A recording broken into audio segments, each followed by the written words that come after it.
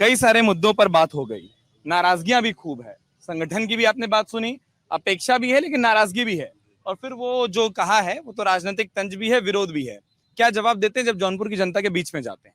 देखिए, अभी बहन जी ने कहा, मुझे थोड़ा सा उनकी बात पे आपत्ति है कि मोदी जी 420 हैं, हमारे देश के प्रधानमंत्री हैं और 23 साल से वो मुख्यमंत्री और प्रधानमंत्री के पद पे आसीन हैं। 2 बार प्रधानमंत्री का अपना कार्यकाल उन्होंने पूरा किया और तीसरी बार प्रधानमंत्री बनने जा रहे हैं। तो थोड़ा सा ये विषय, दूसरा विषय भाई साहब ने कहा कि भेदभाव किया जाता है, भारतीय जनता पार्टी भेदभाव का काम करती है। मैं बड़े दावे के साथ भाई साहब से पूछना चाहता हूँ, एक ऐसा कार्य भारतीय जनता पार्टी के बता दें, भारतीय जनता पार्टी की एक ऐसी योजना बता दें जो जात पूछकर, धर्म पूछकर, क्षेत्र पूछकर दी जाती हो। भारतीय जनता पार्टी का सर भारतीय जनता पार्टी की सारी योजनाओं का लाभ, सर एक मिनट, मैंने आपके बीच में नहीं डिस्टर्ब किया, मैंने आपके बीच डिस्टर्ब नहीं किया। भारतीय जनता पार्टी की योजनाओं का लाभ जन जन तक पहुंचा है। भारतीय जनता पार्टी की योजना का लाभ वह व्यक्ति भी पाया है जो अपने घर बैठा हुआ है। भारतीय जनता पार्टी की योजना का लाभ पाने के लिए किसी सांसद, किसी विधायक के पीछे टहलने की आवश्यकता नहीं पड़ी भाई साहब। जो पात्रता की सूची में आया है मेरा भाई, वो घर पर बैठा हुआ है, वो भारतीय जनता पार्टी वो बोल रहे हैं कई सारी रिक्तियां ऐसी हैं जो हुई ही नहीं, जब होंगी नहीं तो वो कोटे से देंगे नहीं। आप हम कह रहे हैं, भाई साहब ने अभी कहा कि बैकवर्ड के लिए हम कह रहे हैं कि मतलब हमारे उप मुख्यमंत्री केशव प्रसाद जी बैकवर्ड नहीं है, मोहन यादव जी हमने मुख्यमंत्री बनाओ बैकवर्ड नहीं है। जो रिक्तियां हैं, जहां क्लॉज है, क्या 2 लोगों से वो सारी रिक्तियां भर जाती हैं? नहीं, किसी एक जात के कर देने से सारे बैकवर्ड पूरे हो जाते हैं।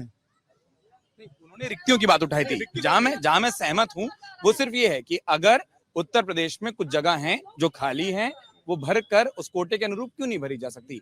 5-5 साल में वैकेंसियां क्यों नहीं आ सकती? वो विषय है, मैं उनकी विषय, लेकिन जैसे उन्होंने यह कहा कि बैकवर्ड विरोधी है, वहां क्या आपत्ति जायज है? मेरा तो सवाल दूसरा है ना, मेरा सवाल है बैकवर्ड बोर्ड का संवैधानिक रोजगारी की बात होती है, पार्टी ने दिया, भारतीय जनता पार्टी ने बैकवर्ड बोर्ड संवैधानिक दर्जा दिया, भारतीय जनता पार्टी नहीं दिया और किसी सरकार ने नहीं दिया। 10 साल तक कांग्रेस सरकार थी, दिए नहीं दिए।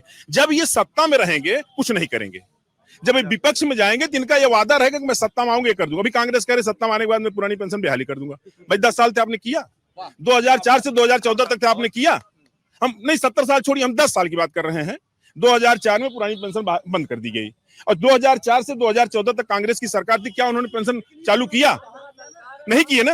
लेकिन आज वो विपक्ष में है तो आज वो वादा करेंगे, आज वो दावे के साथ कहेंगे कि मैं करूंगा, लेकिन करेंगे नहीं। ये सिर्फ चुनावी वादे हैं, ये सिर्फ चुनावी वादे हैं। चूंकि हमने थोड़ी देर से शुरू किया था तो मैं वही बोल रहा हूँ। हाँ, हिमाचल प्रदेश में कांग्रेस की सरकार बनी है इसी मुद्दे पर, वोट फॉर ओपीएस। फिर लोग राजस्थान भी देखते हैं साहब, राजस्थान में भी बहाल हुई पेंशन, कांग्रेस में सरकार चली भी गई, लोग ये भी देखते हैं।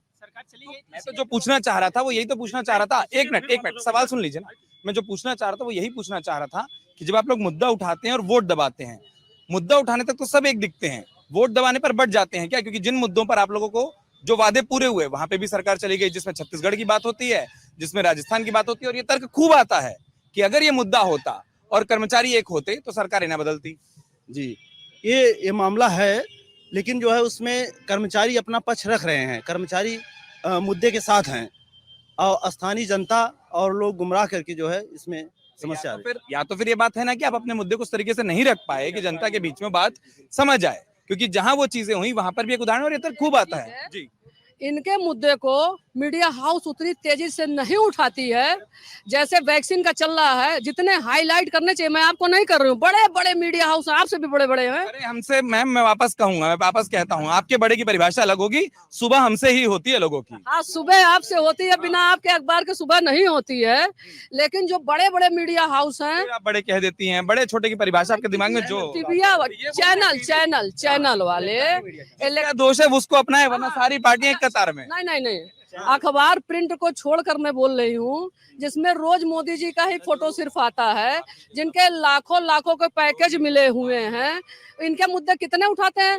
बहनों को घसीस मारा जा रहा था, बताइए, बड़ा चैनल जो था देश का, किसने उठा दिया?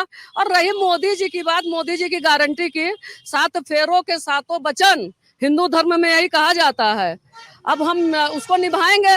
जो जसोदा माता के मंगलसूत्र की रक्षा नहीं कर पाया और उसको गारंटी दे नहीं पाए, 140 करोड़ 140 जवाब भी लेता हूँ। आप भी कुछ जोड़ना चाह रहे थे? जी, जैसे अभी जैसे आपने उनसे पूछा था विकास, जौनपुर का विकास सिर्फ हाईवे पे दिखलाई दे रहा है।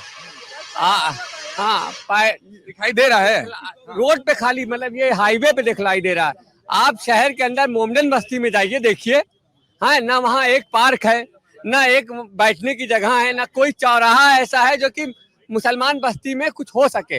अगर आप ये वीडियो YouTube पर देख रहे हैं तो हमारे चैनल को सब्सक्राइब करें और बेल आइकन को दबाना ना भूलें। अगर आप Facebook पर ये वीडियो देख रहे हैं तो हमारे पेज को लाइक करें।